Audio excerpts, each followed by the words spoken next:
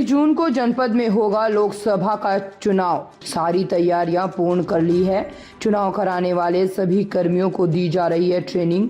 85 वर्ष से ज्यादा आयु वाले मतदाता, 40% से ज्यादा दिव्यांगता मतदाताओं के घर जाकर कराई जाएगी वोटिंग। ऐसे 126 मतदाताओं ने निर्वाचन आयोग से की थी अपील। 22 से 24 मई को उनके घर जाकर सभी प्रत्याशियों के एजेंट की मौजूदगी में कराई जाएगी वोटिंग। 1 जून को सुबह 7 बजे से शाम 6 बजे तक होगी वोटिंग। निर्भीक होकर अपने मताधिकार का करें प्रयोग, किसी के बहकावे में ना आए। सभी लोग अपने मताधिकार का प्रयोग करें।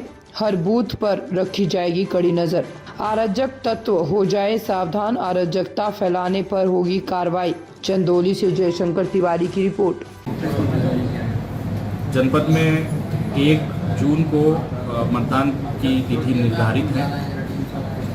जनपद में अभी एक महत्वपूर्ण पड़ाव इस निर्वाचन प्रक्रिया में पूरा हुआ है, जो कि कैंडिडेट्स को फाइनल करने की बात है। नामांकन, स्क्रूटिनी, विड्रॉल और बाद में सिंबल अलॉटमेंट की पूरी प्रक्रिया भी हुई है। अब आगे जो समय है इसमें हम लोग ट्रेनिंग करा रहे हैं, साथ साथ होम बेस्ड वोटिंग करा रहे हैं और उसके साथ साथ जो मतदान कार्मिक हमारे हैं उनकी भी हम लोग प्रशिक्षण के दौरान वोटिंग करा रहे हैं।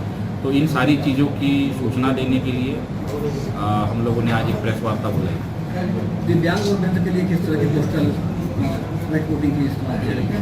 भारत निर्वाचन आयोग द्वारा 85 वर्ष से ऊपर के जो मतदाता है उनको और 40% से यदि ज़्यादा दिव्यांगता है तो ऐसे मतदाताओं के लिए होम बेस्ड वोटिंग का ऑप्शन दिया था। 11 मई तक इन सभी लोगों को अपना फॉर्म जमा कराना था जो इस फैसिलिटी का उपयोग करना चाहते थे। तो हमारे लोकसभा निर्वाचन क्षेत्र चंदौली में इस प्रकार के 126 लोग हैं जिन्होंने ऑप्शन लिया है। इन सभी 126 लोगों को हम लोग मतदान 22 और 24 तारीख में कराएंगे, जिसके लिए हम लोगों द्वारा 16 टीमें बनाई गई है। इसमें पुलिस एस्कॉर्ट के साथ साथ जोनल मजिस्ट्रेट भी लगे हुए हैं और कौन सी टीम किस मतदाता के घर जाएगी ये भी निर्धारित किया गया। पूरी प्रक्रिया जो है वो वीडियोग्राफी के अंतर्गत ही की जाएगी। इसके साथ साथ जो हमारे कैंडिडेट्स हैं उनको भी इन्फॉर्म किया गया है, जो उनकी मीटिंग हुई थी, और उनके भी एजेंट जब ये मतदान होगा उस समय मौजूद रहेंगे। दूसरा, ईवीएम को लेकर बड़ा वायरल चीज़ें होती है, अफवाहें फैलती हैं, तो उसको ट्रैकिंग के लेकर क्या कर सकती है? ये एक बहुत इम्पॉर्टेंट बात है कि ईवीएम को लेकर तरह तरह की भ्रांतियाँ और जो है रूमर्स फैलाए जाते हैं या फैलाने की कोशिश की जाती है। तो इसीलिए पारदर्शिता हमारे लिए बहुत इम्पॉर्टेंट है। ईवीएम का जो फर्स्ट रैंडमाइजेशन हुआ है उसके बाद हम लोगों ने लिस्ट सभी पॉलिटिकल पार्टीज़ को दी थी और साथ ही साथ जनपद की जो वेबसाइट है उस पर भी अपलोड की थी। द्वितीय रैंडमाइजेशन अभी 18 तारीख को हुआ था। उसके बाद हम लोगों ने पुनः जो अभी नई लिस्ट आई है उसको भी हम लोगों ने जनपद की वेबसाइट पर डाल दिया है। तो कोई भी आम नागरिक भी जाके देख सकता है कि कौन सी ईवीएम किस बूथ पे जाने वाली है। इसके साथ साथ सभी पॉलिटिकल पार्टीज़ और उनके जो कैंडिडेट्स हैं वो भी उपस्थित थे। उन्होंने भी पूरी प्रक्रिया जो है हमारे साथ में देखी है। और जब मतदान का दिन होगा और उससे एक दिन पहले और उसके एक दिन बाद भी जो भी ईवीएम्स का मूवमेंट होगा वो पूरी तरीके से ट्रैक किया जाएगा। जितने भी मतदान कार्मिकों की टीम है उनके पीठासीन अधिकारी के मोबाइल में ईवीएम ट्रैकर हम लोगों ने ऐप इंस्टॉल किया है, ताकि कोई भी ईवीएम जिस व्यक्ति को दिया गया है उसको ट्रैक किया जा सके। साथ ही साथ जो हमारे रिजर्व ईवीएम रहेंगे सेक्टर और जोनल मजिस्ट्रेट के साथ, उनकी गाड़ियों में जीपीएस लगाया जा रहा है ताकि उनकी भी ट्रैकिंग हम लोग करते रहें। इसके साथ साथ जब भी ईवीएम मूव होगा, मान लीजिए प्रशिक्षण चल रहा है, प्रशिक्षण के लिए ईवीएम स्ट्रॉन्ग रूम से निकाल के ट्रेनिंग सेंटर पे ले जाया जाता है, तो उस समय भी इसको ईवीएम ट्रैकर ऐप के माध्यम से हम लोग ट्रैक करते हैं। चकिया हम लोग के यहाँ जो नक्सल प्रभावित क्षेत्र रहा है, अब तक उसको वेटेज मिलता था 1 घंटे पहले मतदान कर देते थे। इस बार किस तरह बदलाव किया जाएगा उसको लेकर? इस बार बहुत महत्वपूर्ण है कि 2021 में जनपद और पूरा प्रदेश ही डीनोटिफाई कर दिया गया है नक्सल प्रभावित क्षेत्र के रूप में।